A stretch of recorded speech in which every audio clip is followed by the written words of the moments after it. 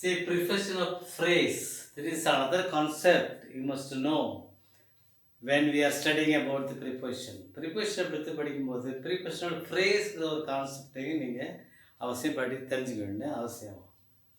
இது என்ன prepositional phrase-னா வேற ஒன்றும் கிடையாது.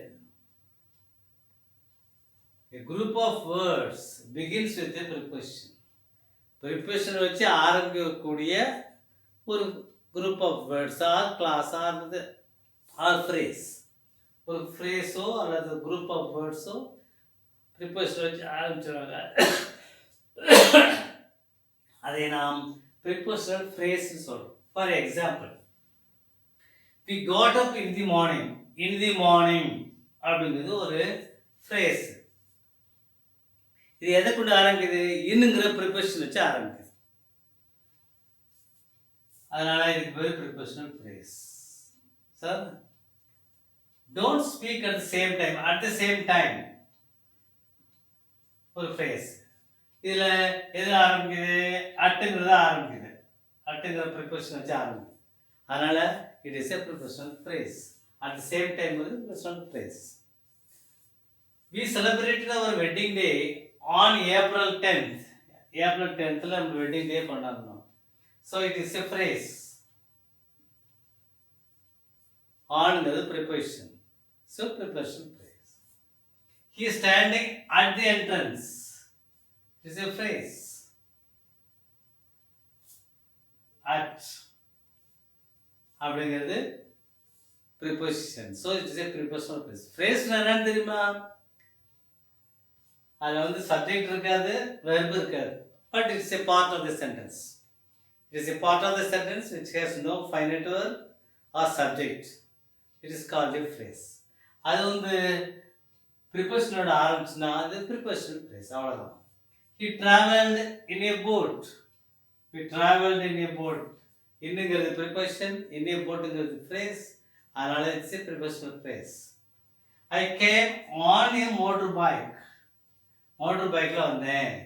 on preposition, prepositional phrase. Trees are planted by the side of the roads. By the side of by ரெண்டு பக்கமும் ஓரத்தில் இது ட்ரீயை நம்ம வந்து சொல்கிறோம், பிளான் பண்ணுறாங்க, நடுறாங்க, வைக்கிறாங்க, மரத்தை வளர்க்குறாங்க.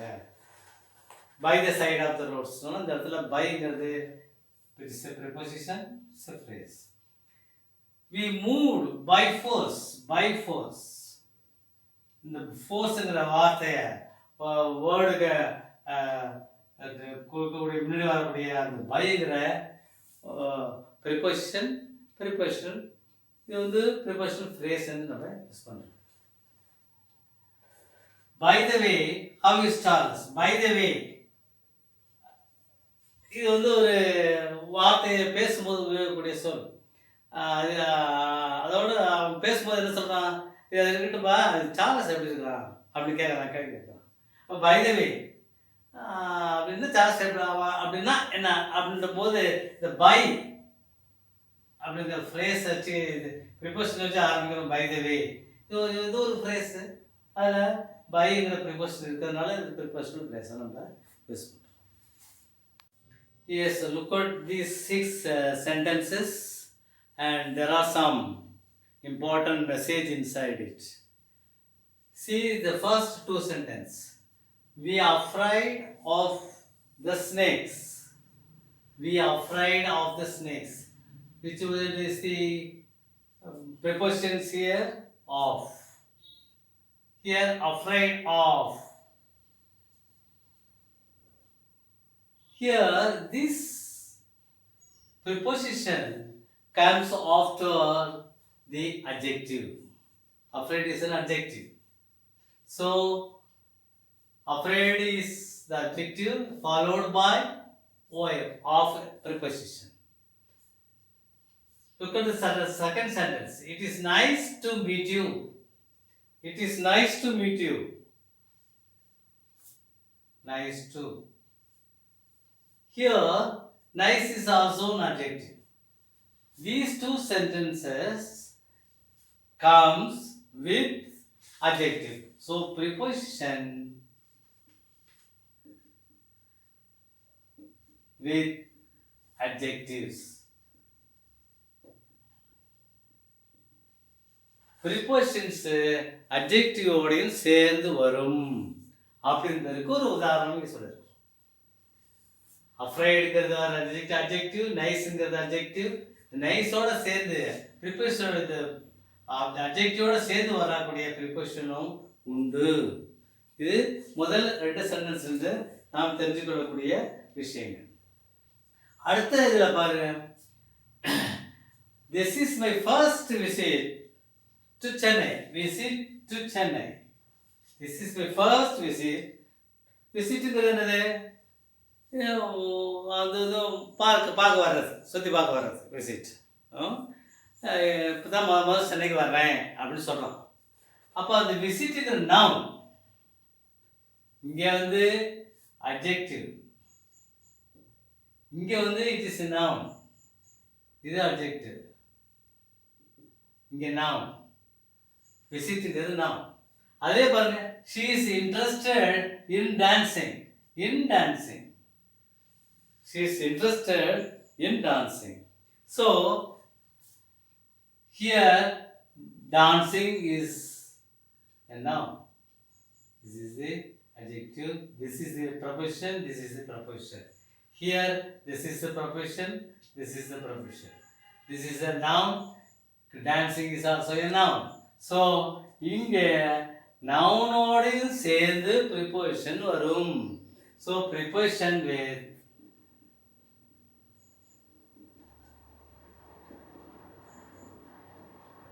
nouns இப்படியும் வரும் என்பதை நீங்கள் தெரிந்து கொள்ள வேண்டும். அடுத்த ரெண்டு சென்டென்ஸை பாருங்களேன். He is suffering from fever. He is suffering from fever. Suffering from. இப்போ is suffering என்னது? This word fromங்கிறது என்னது? preposition. is suffering is verb. அப்போ வெர்போடையும் சேர்ந்து இந்த prepositions வரும். அடுத்த சென்டென்ஸ் பாரு, I do agree with you. I do agree with you அப்படின்னா நான் உன்னோட நீ சொல்றத நான் கேட்குறேன், agree. I do agreeங்கிறது it is a verb. Withங்கிறது preposition. So இந்த வகையில் preposition எதோட சேர்ந்து வரும்? Preposition with verbs. அப்போ preposition எதோடலாம் சேர்ந்து வரும்ன்றதுக்கு இங்கே உதாரணத்தை கொடுத்துருக்கேன், 3 உதாரணம் கொடுத்துருக்கேன். நல்லா நோட் பண்ணிக்கங்க. இதை preposition adjectiveோட வரும், preposition nounோட வரும், preposition verbோடையும் வரும்.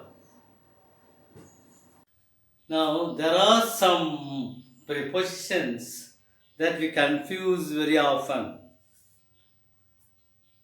In so many places we confuse ourselves.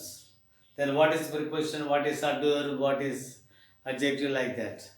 So I have given some confused prepositions so that we can understand very well to use in future. Number 1, off, off, OFF. OF, it is a preposition of position. Yes, he ate a loaf of bread. This is a preposition. But here, WF, if it comes, it is used as adverb as well as a preposition. Both are possible. See, this is adverb. Switch off the fan, it is adverb. Here he fell off. Here it is preposition.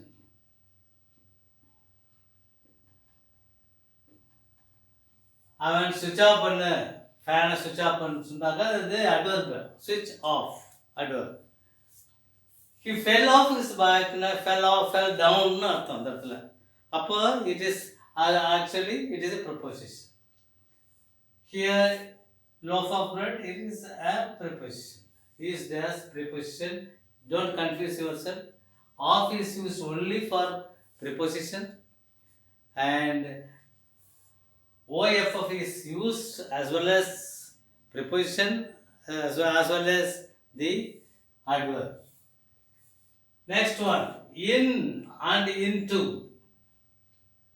In is the stationary place. The bags are in the books are in the bag. The books are in the bag. Stationary in the place. It is a preposition of a place. But here, moment from one place to another place. He walked into the room. Into the room. He walked into. Into means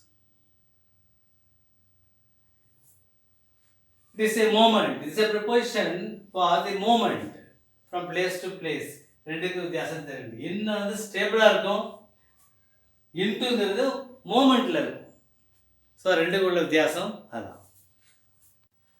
S number 3 is under and below. There may be some confusions. அண்டர்னா என்ன, பிலோன்னா என்ன, கிட்டத்தட்ட எல்லாம் ரெண்டும் ஒன்று தான். அண்டர்ங்கிறது ஒரே ஒரு டைமில் தான் யூஸ் பண்ணணும். Lower than,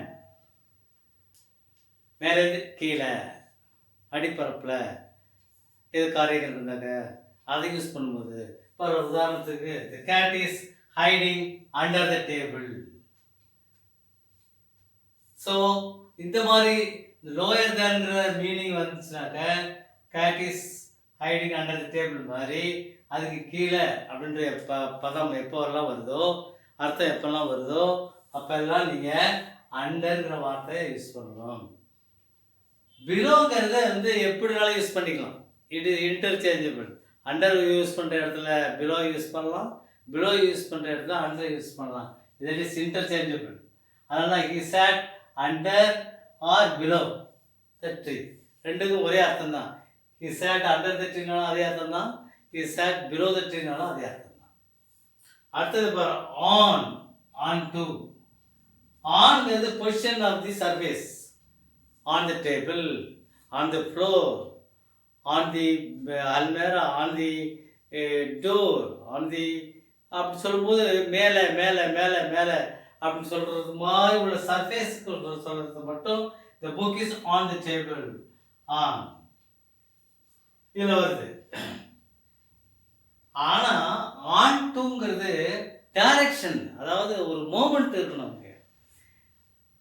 For example, the monkey is jumped onto the tree. monkey என்ன பண்ணுது, அந்த மரத்து மேலே தாவுது. அந்த ஆண்டுங்கிறது மேலே அதில் போய் நிற்கிறது, அந்த சர்ஃபேஸை மெயின்டைன் பண்ணுறது. Careful when we walk on the slippery, when we walk on to the slippery places, வழுக்கிற இடத்துல ரொம்ப ஜாகிரதையாக நடக்கணும். ஆன் டூ அது ஒரு சர்ஃபேஸ். ஆக ஆன் டூங்கிறது வந்து டைரக்ஷனில் குரங்கு தாவுது மரத்து மேலே, அந்த டைரக்ஷன். அது ஆனால் இங்கே வந்து ஆன்ங்கிறது வந்து ஸ்டேபிளாக ஒரே இடத்துல இருக்கிறது. ரெண்டுக்கும் வித்தியாசம் அதான்.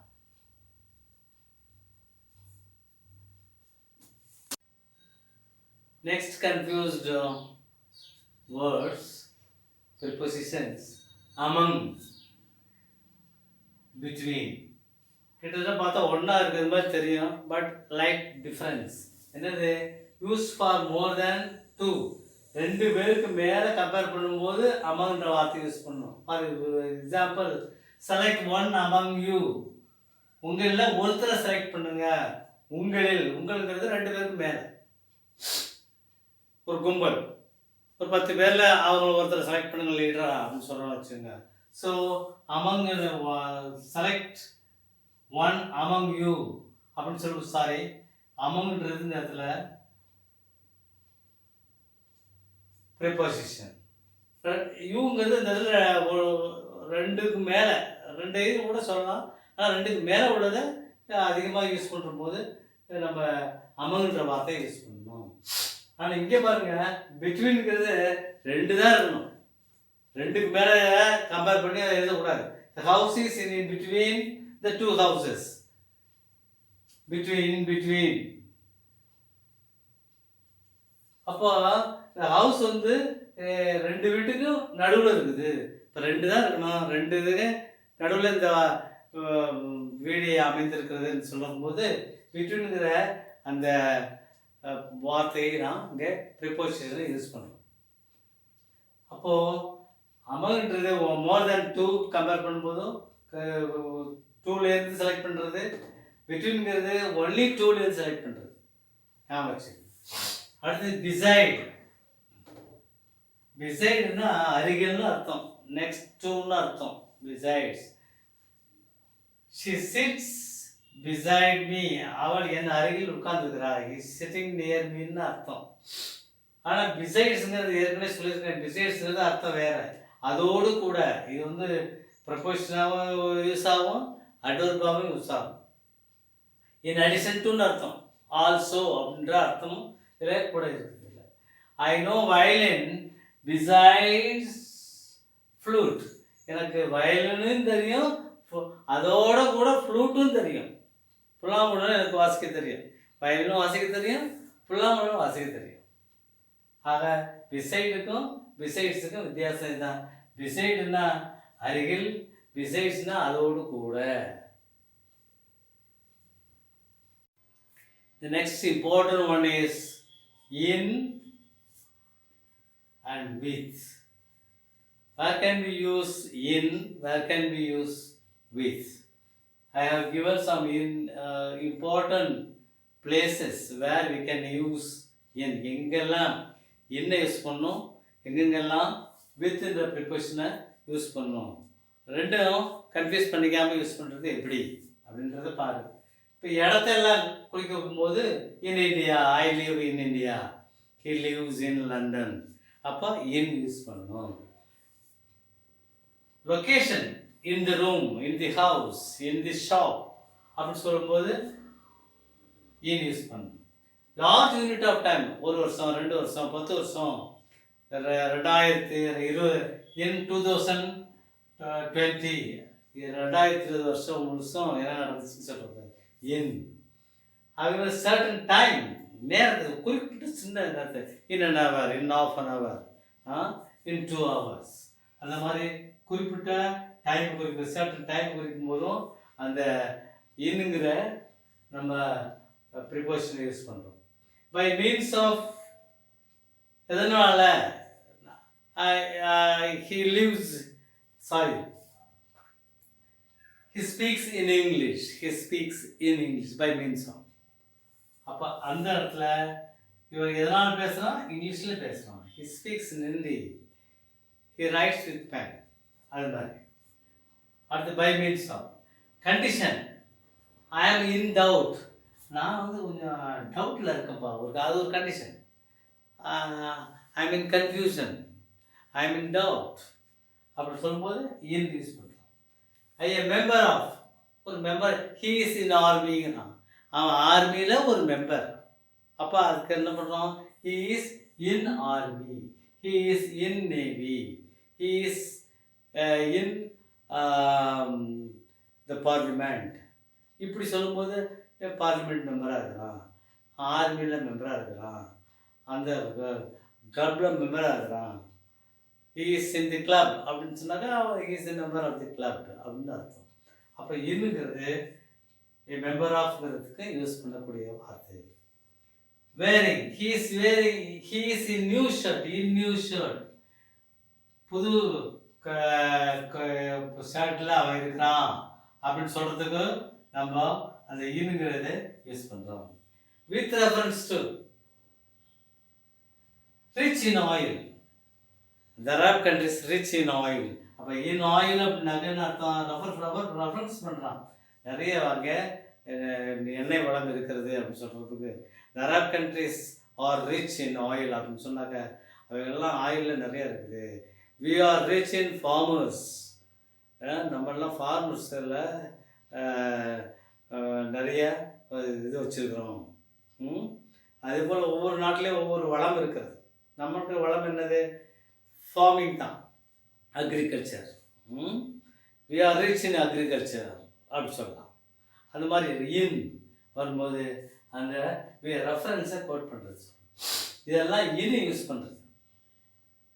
வித் எங்கெங்கெல்லாம் யூஸ் பண்ணுறதுன்னு சொல்கிறது. அக்காம்பனிங்னா ஒருத்தரோட கூட போகிறது. He came with him, with her, அவன் அவளுடன் சென்றான், அவளோடு போகிறது அக்கம்பனிங். அப்போது வித்துன்றது அக்கம்பனிங்கிற மீனிங்கில் வருது. அடுத்தது பாரு, the book is with India map containing. Book, அந்த புக்கு உள்ள இந்தியா மேப்பு இருக்குது. Containing, it is there inside அப்படின்ற அர்த்தம். அதை உள்ளடக்கியது அப்படின்ற அர்த்தத்தில் கண்டெய்னிங்கிற வார்த்தை வித்துக்கு யூஸ் பண்ணுறோம். பை மீன்ஸ் ஆஃப், எதன் வழியாக, எதன் மூலமாக, எப்படி, எதனால் அப்படின்ற போய் ஐ ரைட் வித் பென், நான் பேனாவால் எழுதுகிறேன். பை மீன்ஸ் ஆஃப் பென் அப்படின்னு அர்த்தம். பிகாஸ், என்ன காரணம்னா அப்படின்றத, he is sick with fever.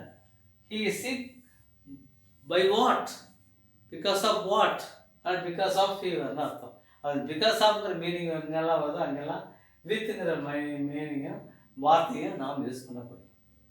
அடுத்து agreement, I agree with you, agree with you. எப்பவுமே அக்ரிமெண்ட் வந்துச்சுன்னா, அக்ரி வந்தாக்க வித்துங்கிற வார்த்தையை, இந்த ப்ரிப்போசிஷனை நம்ம யூஸ் பண்ணணும்.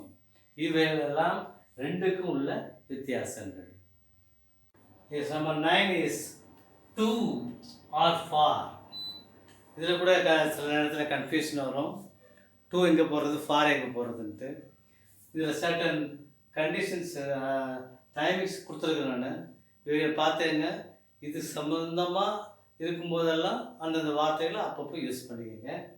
ஃபாரில் டூவில் destination, I am going to school. இது மாதிரி டெஸ்டினேஷனை குறிக்கக்கூடிய இடத்துக்கு எங்கே போகிற, ஸ்கூலுக்கு போகிறேன். I am going to London, to London. அப்போ அந்த டெஸ்டினேஷனை குறிக்கும்போது டூ போடணும். இது சாதாரணமாக போடக்கூடியது தான். டைம் குறிக்கும்போது it is 1:45.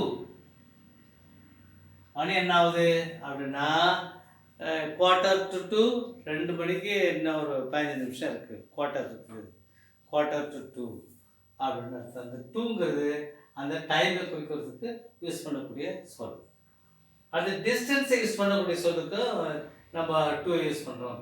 It is 5 kilometers from home to college. காலேஜுக்கு எவ்வளவு? 5 கிலோமீட்டர். எங்கள் வீட்டிலேருந்து 5 கிலோமீட்டர் இருக்குது காலேஜுக்கு அப்படின்னு சொல்லக்கூடிய அந்த ப்ரிப்பரேஷன். கம்பேர் பண்ணுவோம். நான் இது வேணுமா அது வேணுமா. இங்கே உதாரணமாக, I prefer work to sleeping. நான் வந்து ஒர்க்கிங்கை விட ஸ்லீப்பிங் தான் ரொம்ப ப்ரிஃபர் பண்ணுறேன். To sleeping. அப்போ அந்த டூ அதுக்கு பதிலாக இது அப்படின்னு சொல்லும்போது, கம்பேர் பண்ணும்போதும் இந்த டூவை நம்ம யூஸ் பண்ணுறோம். அடுத்து கிவிங், கொடுக்குறது. My sister gave the book to me. இது சாதாரணமாக நம்ம யூஸ் பண்ணக்கூடிய வார்த்தை. Reason, I have come here to see you. எதுக்கு வந்தேன்? உன்னை பார்ப்பதற்கு வந்த ஒரு ரீசன் சொல்லுவாங்க. If you give a reason, we can use this preposition. அதே மாதிரி ஃபார் கிட்டத்தட்ட டூ ஃபாராக கிட்டத்தட்ட ஒரே மாதிரி அர்த்தம் வரக்கூடியதாக இருக்கும் முடிய சில வித்தியாசங்களை நான் கன்ஃபியூஸ் பண்ணாமல் பார்த்துக்கேன். உதாரணமாக, ஒரு பெனிஃபிட்டில் இருக்கிறதாக்க டூ போடக்கூடாது, அங்கே ஃபார் போடணும். உதாரணம், fruits are good for health. For health, ஹெல்த்துக்காண்டி ஃப்ரூட்ஸ் வந்து உடல் நலத்திற்கு நல்லது. அப்போ ஃபார்ங்கிறது எந்த இடத்துல போடுறோம்? இந்த பெனிஃபிட் அடைகிற ஒரு சூழ்நிலை வரும்பொழுது ஃபாருங்கிற வார்த்தையை நம்ம யூஸ் பண்ணுறோம். அடுத்து பீரியட் ஆஃப் டைம். நான் ஏற்கனவே சொல்லுவோம், point of time, period of டைம்னு சொல்லுவோம். பாயிண்ட் ஆஃப் டைமுக்கு சின்ஸ் யூஸ் பண்ணுவோம். பீரியட் ஆஃப் டைமுக்கு ஃபார் யூஸ் பண்ணுவோம். இங்கே சொல்கிறப்பாங்க, I have been living here for 5 years. 5 years நாங்கள் இங்கே யூஸ் இது பண்ணுறோம்.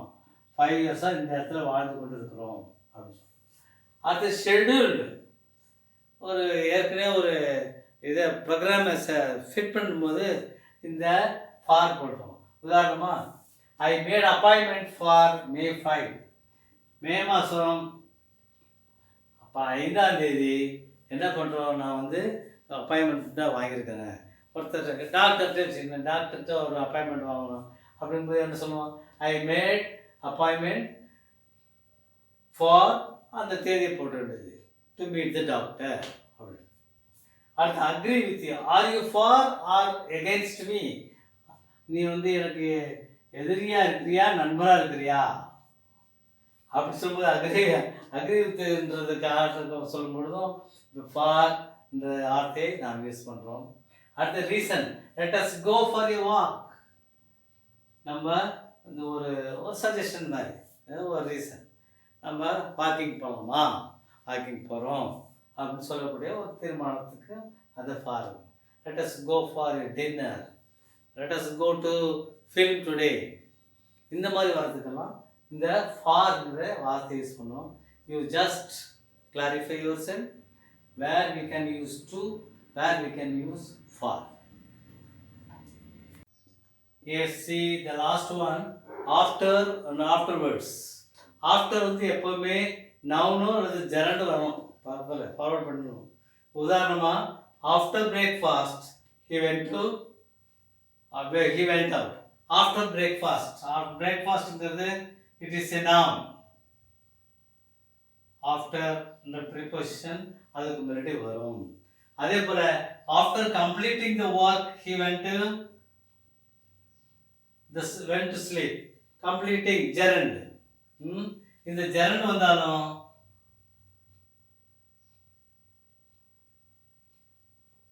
after இந்த preposition அதுக்கு முன்னாடி வரும்.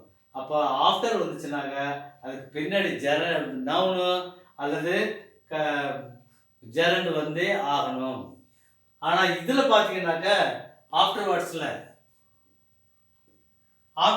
பாத்தீங்கன்னாக்க no noun pronoun or gerund forward எதுவுமே அதுக்கு பின்னாடி வராது. ஆஃப்டர்வர்ட்ஸ்க்கு அப்புறம் ஆஃப்டர்வர்ட்ஸுக்கு பெரும்பாலும் கடைசியில் தான் வரும். இங்கே பாருங்க, I will meet you afterwards, please come afterwards. ஆஃப்டர்வர்ட்ஸ்ங்கிறது கடைசியில் வரும். நவுன் வர்றதுக்கு முன்னாடி ஃபாலோ பண்ணாது. இது மாதிரி ஆஃப்டர் மாதிரி ப்ரோனவுன் ஃபாலோ பண்ணாது, ஜெரண்ட் ஃபாலோ பண்ணாது. சில இடங்களில் ப்ரிப்போசிஷனை அவாய்ட் பண்ணணும், போடக்கூடாது. எந்த மாதிரி இடத்துல போடக்கூடாது அப்படின்னா, வழக்கமாக நீங்கள் ப்ராக்டிஸ் பண்ண தான் அது வரும். இருந்தாலும் நான் ஒரு 5-6 சென்டென்சஸ் கொடுத்துருக்கேன். இது ஏன் வராதுன்றது காரணத்தை நீங்கள் இதுலேருந்து நீங்கள் தெரிஞ்சுக்கலாம். I went to home by bus, நான் பஸ்ஸில் வீட்டுக்கு போனேன். ஐ வென்ட் டு ஹோம்னு போடக்கூடாது, I went home by bus. ஒன்று. ரெண்டாவது, he ordered for a cup of coffee. அவன் ஒரு கப் ஆஃப் காஃபி ஆர்டர் பண்ணான். ஹோட்டலுக்கு போய் உட்காந்துட்டு ஆர்டர் பண்ணுறான். என்ன ஆர்டர் பண்ணுறான், ஒரு கப் காஃபி கொடுங்க அப்படின்னு சொல்கிறான். அப்போ அதை சொல்லும்போது he ordered for a cup of coffeeன்னு சொல்லும்போது என்ன செய்யக்கூடாதுன்னாக்க ஃபார்ங்கிறத போடக்கூடாது. he ordered a cup of coffee தான். அடுத்தது, I advised to her to wait. I advised her. Advised to whom? டக்குனு வந்துடுறாங்க, ப்ரிப்போசிஷன் போடக்கூடாது. அடுத்தது, I used to meet with my friends on holidays. நான் ஹாலிடேஸில் ஃப்ரெண்ட்ஸ்களோட நான் மீட் பண்ணுவேன். I used to meet my friends தான் on holidays. அடுத்தது, come on any day you like. எப்போனாலும் நீ வாங்கன்னு சொல்கிறான். இப்போ come on any day சொல்கிறது come any day தான், any day you like. அடுத்தது, we need a place to live in. to live போடலாம், we need a place to live in அதுவும் போடலாம். to liveவும் போடலாம், to live in போடலாம். we need a place to live in, we need a place to live ரெண்டுமே சரியாக போடலாம். இதுவெல்லாம் போடக்கூடாது, இதெல்லாம் போடக்கூடிய விஷயத்தில் நான் தெரிஞ்சுக்கிறேன்.